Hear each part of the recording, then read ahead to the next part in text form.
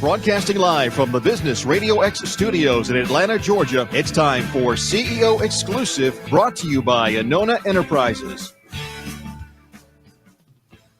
Good morning and welcome to CEO Exclusive, where we get emerging trends from CEOs and their most trusted advisors. I'm your host, Soyini Koch.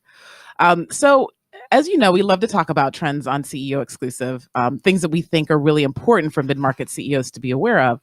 One of which is cloud computing. And we haven't talked about it on the show, even though the trend and the movement towards cloud computing is not particularly new. There are lots of things that are happening in the world of cloud computing that our guests today are going to tell you about, and that it's really important for you to stay abreast of, as this trend is so important to the backbone of technology in your business. So I'm really thrilled to welcome Don MacNeil from Fiberlight and his one of his Brandy. Marketing Communications Manager. Marketing Communications Manager. Let's do that over, because I did not know Brandy's last name. What's your last name? Hughes. Hughes. All right, let's do it over.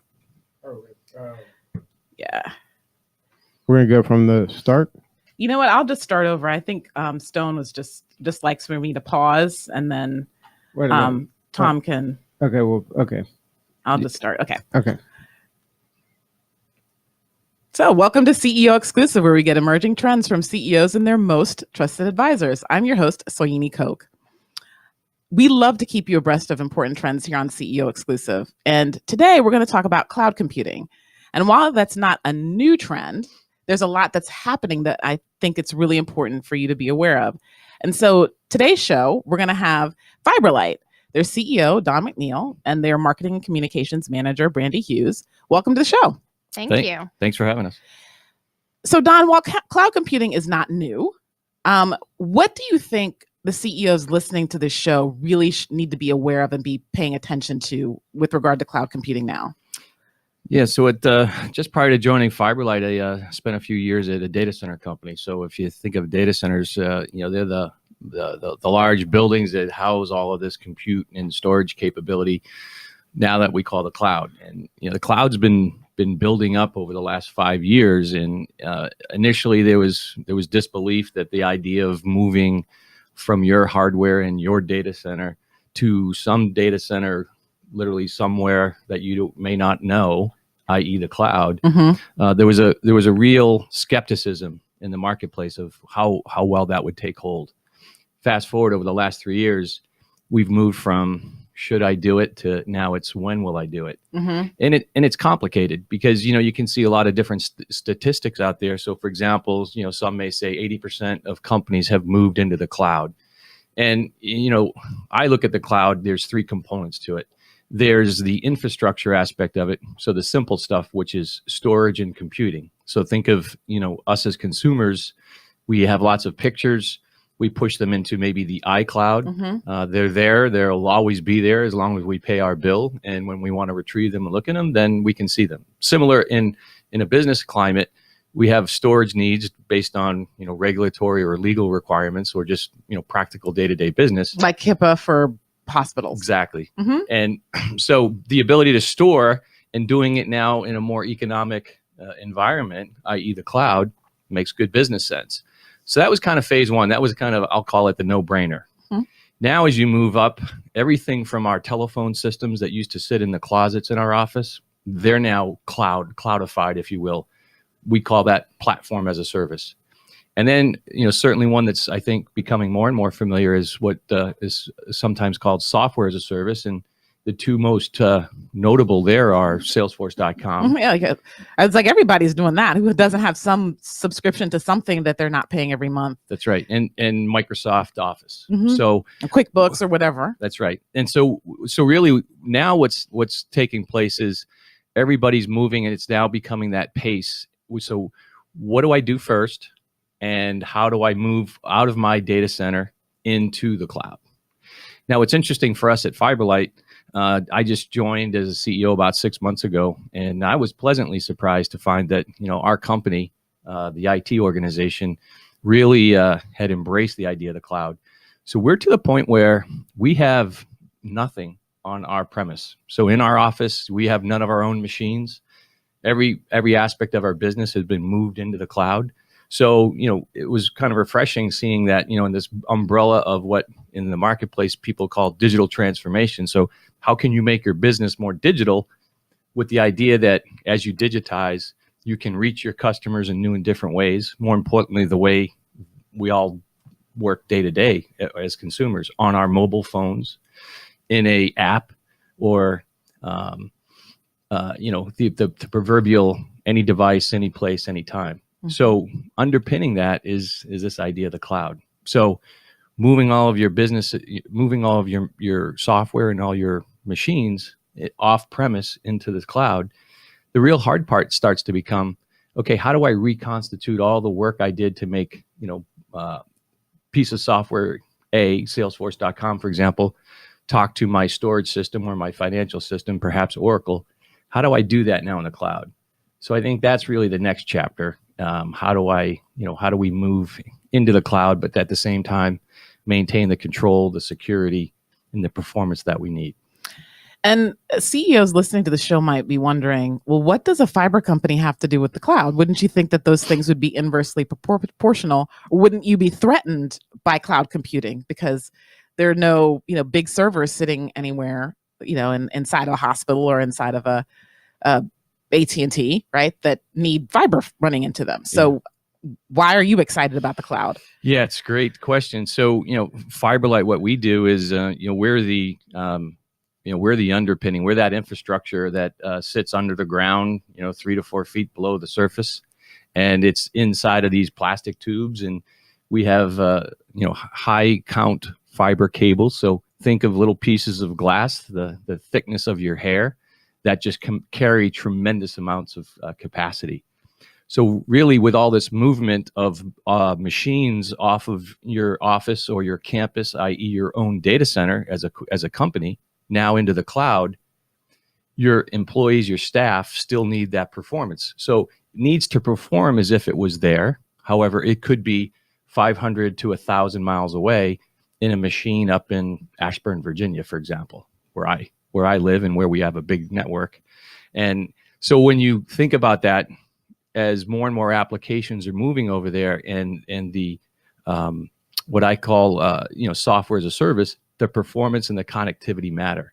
So for us, the good old days of the copper infrastructure that's really the most ubiquitous here in most major cities in the U.S. is now slowly but surely, in a quickening pace, moving to the building, moving into major enterprise buildings. So that's the one end, that's the user end of it.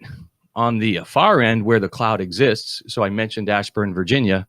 Ashburn, Virginia is one of these, sleepy little locations that over the years has become the center of the universe, if you will, when it comes to the internet. This is where companies like AOL and companies like UUNet, they're very early pioneers of the internet. That's where they began. And so what's kind of blossomed there is literally a massive farm, if you will, of data centers, 10 million square feet to be exact, and growing each and every week. And this is where the cloud exists today. So pick any major cloud provider. If you're anybody in the cloud domain, that's where you are.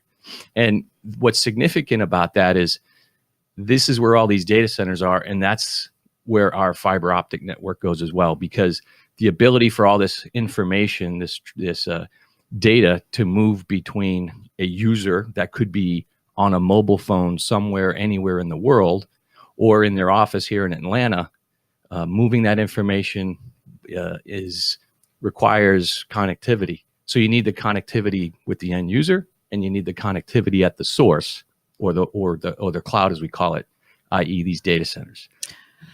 Questions. So we're in the mid-market. That's who we talk to and who we think about on the show.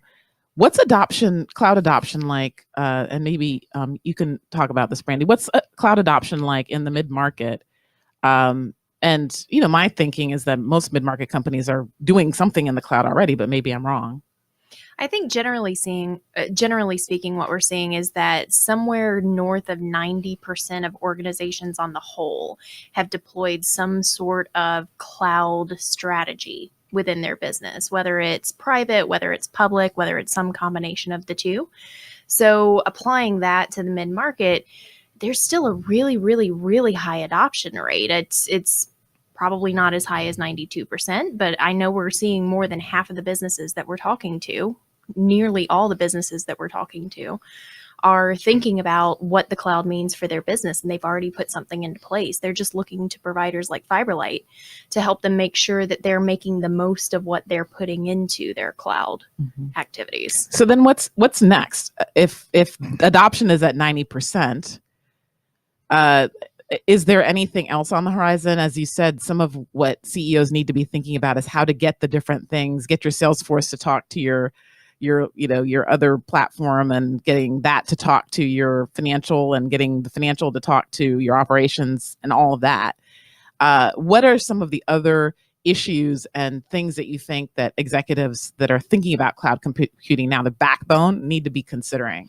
Yeah, just to build on what Brandy was saying, 90% adoption. So I would characterize that to say, okay, I've come to the conclusion that I'm going to go to the cloud. That doesn't necessarily translate that everything I have is already in the cloud. So I think, the follow on to that is, the good news is there really isn't anybody anymore saying, hey, I'm not sure about this cloud thing. It's happening now. They're just trying to figure out what's the sequencing of that. So I think the follow on to that is, I would tell you, with regard to the amount of things moving from customers' premise, whether it's the phone system or their Office 365 or their other applications moving into the cloud, I think we're in the first inning. So it's now the snowball effect. So I did one thing, I did the easy thing. Now I'm going to push the rest of it. So I think that's the follow on to that. But what happens after that, I think that's the real opportunity. You are no longer, I believe you enter into this domain of being able to, by its very nature, create some more agility. So now your business can no longer be held back by perhaps your IT organization, whether it's large or small or whatever. You now can benefit from the app world, if you will. So as new applications are developed in an open environment, you as a business now can very quickly adapt to it.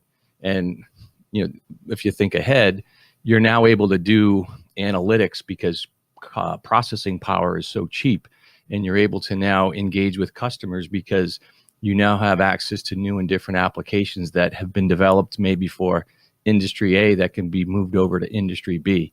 Sometimes you hear people say, hey, I want to Uberize my business. And, so I think that's really what holds is the opportunity, the agility, and the creativity that comes with a newfound infrastructure that's more flexible, if that makes sense.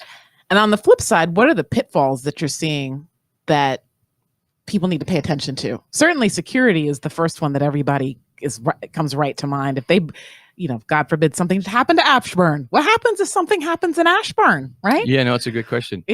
Well, it's funny. That was a little bit of a misconception, I believe, in the early days that, me having my stuff in my data center, I was going to be better. But the reality is the ubiquity of the cloud. So I pick on Ashburn only because it's very familiar to me, but equally there are other regional locations around not only the United States, but now the world. So I think what you'll find from a reliability or an accessibility is that ultimately you'll be safer, because it's very expensive in an enterprise domain to build your own data center, which, by the way, doesn't happen anymore. So by renting the machines in the data center space, you're going to get so much more flexibility. And I think what's coming out now is that you're going to see more reliability. And there's some redundancy there as well. Redundancy right? is a better word too. They have some redundancy. I also think go from ahead. a security standpoint that one of the things that is on the mind of a lot of the businesses that we talk to is security, not necessarily at the destination in Ashburn where that cloud source is, but the security from their business to that destination. And what does that mean? So most companies are using the public internet to leverage some sort of platform as a service or something along those lines, solution as a service. And they're finding that there are issues relative to the internet itself instead of issues relative to the data that's being stored. So that's one reason we're starting to work with some of our data center partners to look at alternative ways that we can bring businesses to their cloud solutions to make sure that they're getting a more secure and more reliable and more high performing network. And so direct connectivity, leveraging dedicated circuits over Ethernet instead of internet is helping to allay some of those concerns. Yeah, Don, you want to weigh in on that? Yeah, I would just, just the way a loose analogy is to, think of the internet as commercial airline travel, and what Brandy's describing as having access to a private aircraft that takes you from A to B, and you have none of the commingling or any of the other congestion points associated with being on the commercial. So that's one of the things we enable at Fiberlight because of our dedicated fiber optic cable that we can pull into your building here in Atlanta, and then behind the scenes pop out the other side, if you will, on again another dedicated connection in Ashburn to get as close as possible to the cloud. So you get that private jet experience, if you will. Is it more secure? Yeah, it is, because again, the internet is wonderful, and it's like it's being out in the public domain. So there's nefarious actors all over the place, but having that certainty, nothing's going to be 100% secure, but having that certainty definitely gives you a higher level of comfort and a degree of security. Mm-hmm. What any other pitfalls that you're seeing that you think CEOs need to pay attention to? Well, I think as you move things from your location to the cloud, I think the size of the connection coming into your location we see from time to time, it's underestimated. It's too small, and it's really difficult thing to gauge. So one of the things to think about is are we planning ahead enough to make sure that now when we may have a dedicated connection, is it properly sized? Because again, the agility and all the flexibility that comes with the cloud, I believe you see that your staff, your team, your company starts to use this newfound capability in new and better ways, which translates to more interaction and therefore requiring more bandwidth, if you will. Mm-hmm. Listeners, we're talking to the team from Fiberlight, their CEO, Don MacNeil, and their head of marketing communications, Brandy Hughes. So now I want to turn to talking about you and your leadership and being a new CEO at a very successful going concern. And I would love for you to share with our listeners like how you're thinking about leading this company into the future and kind of filling that space, right? The company was very successful on the Inc. 5000 multiple times before you came in. So share with our listeners what you're learning and like how you're thinking about that. I think it'd be very helpful to your fellow CEOs to hear your thoughts. Yeah, I mean, just to build on that, to give some context. So I'm fortunate to come into a company that's running well, and so my charge is how do we grow it? How do we grow it more? So over the last several years, I'll say there was a period of stabilization for Fiberlight, and it was really about taking this very large asset and infrastructure and fortifying it, making sure that operationally it was sound, making sure that the business practices were in place to, ensure financial stability, for financial stability and discipline, if you will. And so then it came to the point where, one of the owners had been running it for the last 3 years. And what was his name? Jim Lynch. Okay.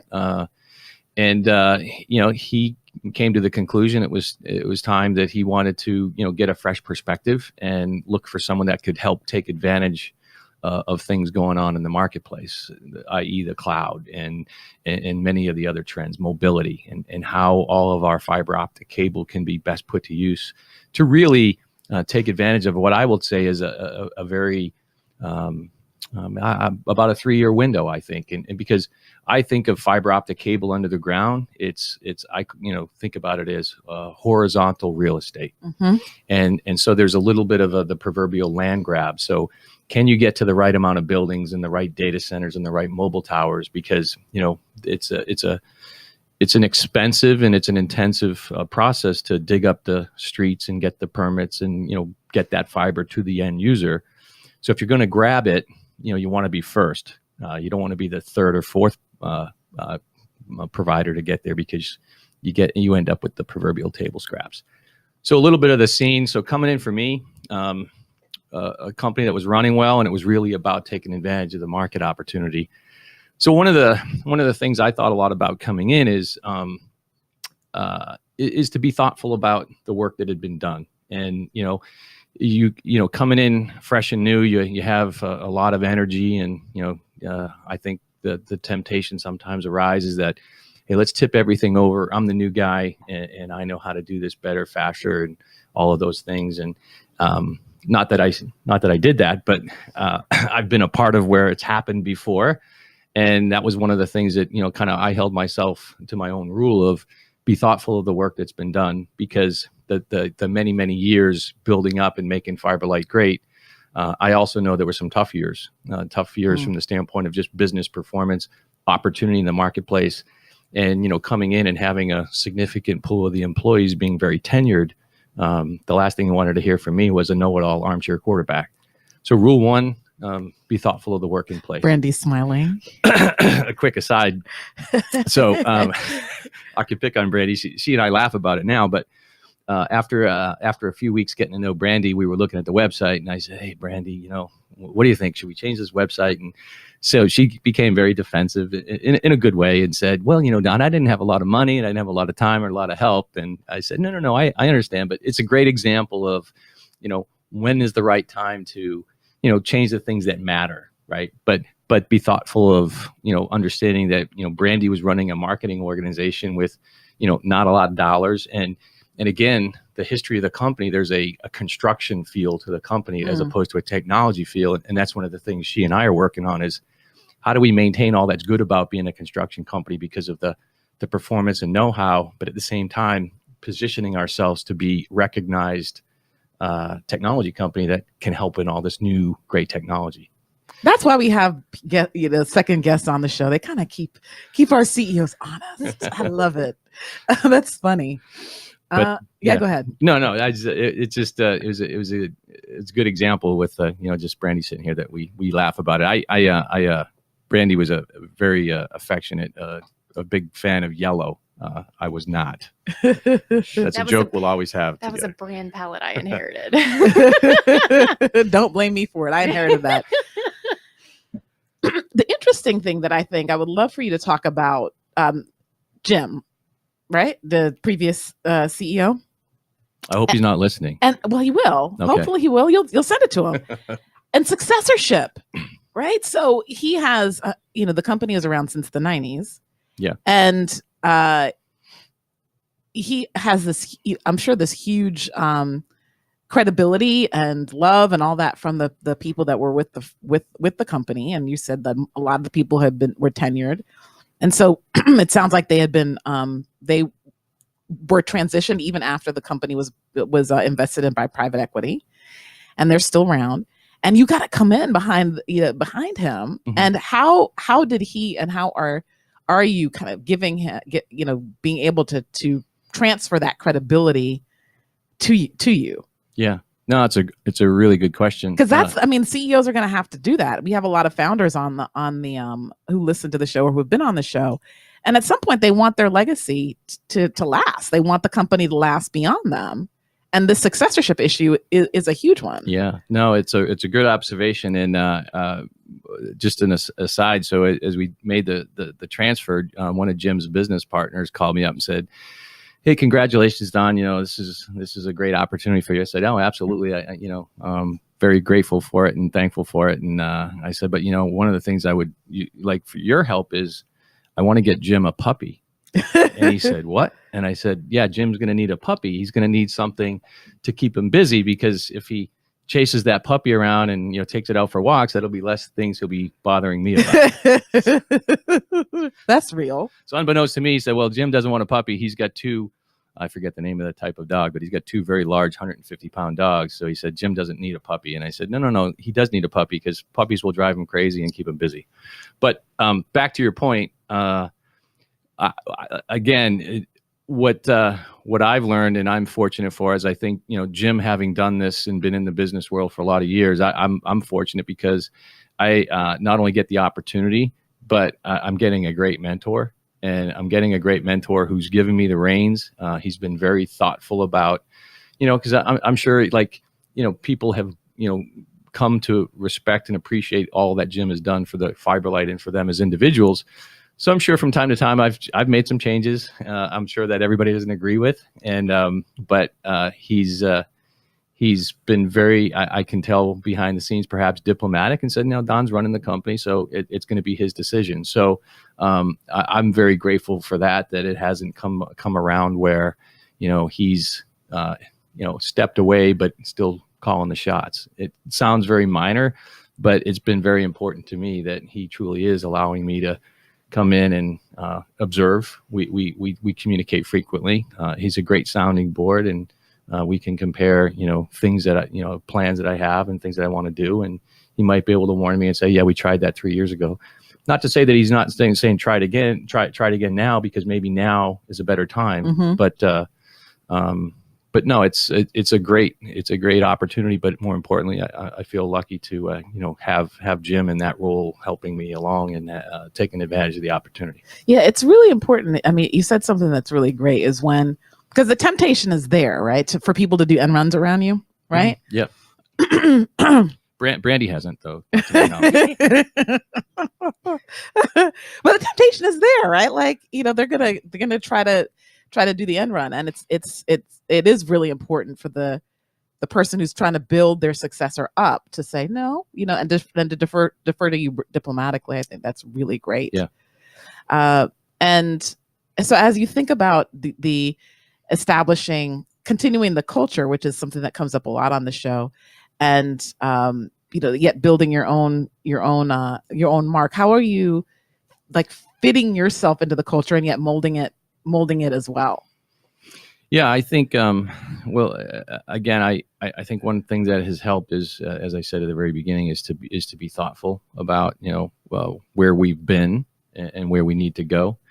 I think the other opportunity for me is, I'm a military guy for a lot of years. I spent a lot of time at sea on ships, so I'm by nature, leadership by walking around, if you will, management by walking around, whatever that term might be. But I travel a lot. I get out to all of our sites on a very regular basis, and so for me, it's I think my experiences from a technology standpoint, having come from the data center business and the technology business, one of the things that helps is in that direct engagement with some of the frontline leaders and some of the frontline technicians and things, is that I like to think I have the credibility of my past experiences, that I'm not a figurehead sitting in an office, but more importantly, I can be out and understand the nature of the business, the problems that we're facing, perhaps, and as well contribute to perhaps a solution.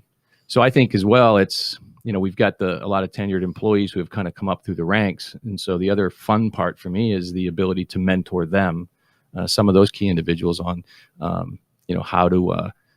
I can help them further their respective career. Picking on Brandy again, only because she's here. Ooh. I was a CMO at one time, and Brandy confided in me later. She's like, "Oh my gosh, you're a CMO and you must know everything." And no, I don't. But eventually we kind of came to that conclusion that it's more about I can share my past experiences with Brandy and ideally make her better than I was, and more importantly, make Fiberlight better. So I think that's the other part of it, is just the engagement, the sharing of past experiences, and the idea of mentoring and leadership. Great. So what's new and exciting at Fiberlight that you want to let our CEO listeners know about? Well, we talked about the cloud. Certainly, we are establishing new partners that help make that transition to the cloud easier. So, for example, that idea of the direct connections into the cloud, there's lots of options out there. So, one of the complexities that you could find yourself falling into is, do I need to buy a pipe to get to Microsoft, and a pipe to get to Oracle, and a pipe or circuit to get to, pick your favorite cloud provider, or is there a better way? And so, for example, we have a partnership with a company called Megaport that simplifies that. So it adds value for us to the end of our connection, and at the same time, it makes the ability for a mid-market company to come in, buy a single port, and then letting Megaport, deal with the complexities of how you make those connections between all of those different clouds now that you want to be a part of. So we're spending a lot of time not adding value beyond just our fiber optic cable and the connectivity that it provides, but really helping be trusted advisor on how to get to the cloud. That said, we're also investing a lot in all of our major markets, Atlanta being one of them, where Yay. we want to be able to bring our fiber into buildings, and for the reasons we just talked about. So that is an expensive undertaking, but again, going back to the Land grab is we want to be a part of that land grab. You want to be England. The sun never sets on the Fiberlight empire. We're not quite there yet, but no, I think in investing in building connectivity as well as the data center connectivity, we have a very, very large network in Texas, and we're expanding there probably 1,300 miles. So envision, we're the guys and gals that are alongside the roads with the trucks digging it up, and probably sometimes causing traffic jams. I hope not too much, but paving the way, if you will, to put new fiber optic cable under the ground and really continue to expand. So we got big expansion there, and big expansion in Ashburn, Virginia.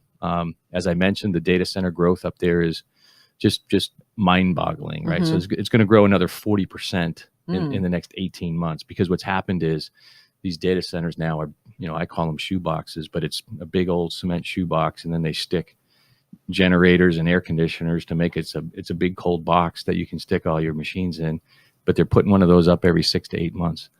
So that's going to expand. So with that, we're putting more and more of our fiber optic cable in the ground to continue to keep up with the growth there, which is tremendous. So big investment up there, and then now we're also starting to see, again, going back to the connectivity, we're investing in the electronics. So putting more capable electronics on our fiber, so that, again, the idea of making it easier, quicker, faster to expand bandwidth for our customers. Great. And if listeners want to get in touch with you to find out more about what they've heard, how can they do that? They certainly can email me at don.macneil, MACNEIL, at fiberlight.com. Very good. Listeners, you've been listening to CEO Exclusive. We've been talking to Fiberlight, the CEO, Don MacNeil, and Marketing and Communications Manager, Brandy Hughes.